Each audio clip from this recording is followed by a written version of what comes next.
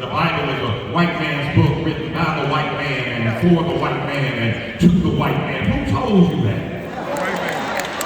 The Bible got 66 books to it, and everyone that's a writer of the Bible inspired by God was either Black Kemetic or Hebrew.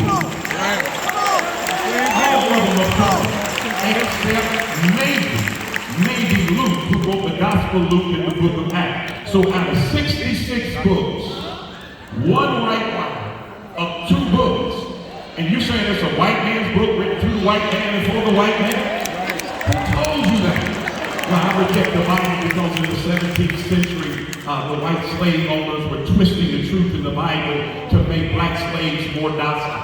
You're right, white slave owners were twisting the truth to make slaves more docile. Since you know they twisted the truth, why are you rejecting the Bible?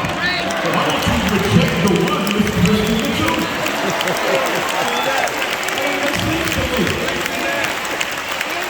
And this idea of saying, well, the first here's what people say. Their theology. The first introduction of the Judeo-Christian tradition to black people was in the 17th century in America when slavery was flourishing. Who told you that? That's not the first introduction of the Judeo-Christian tradition to black people in the 17th century in America.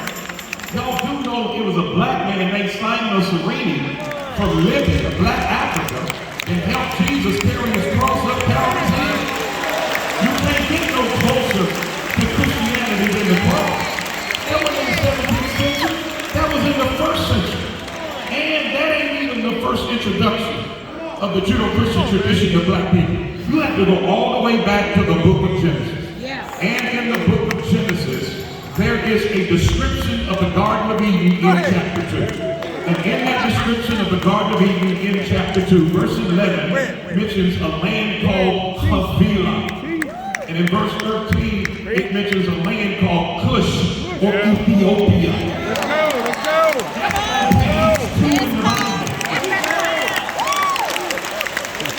Ethiopia, we know that's Black Africa. Ethiopia in Genesis 10 had a son named Havilah.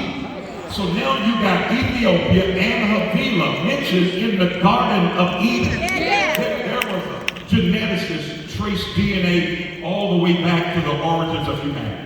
Because these geneticists wanted to figure out where did humanity start.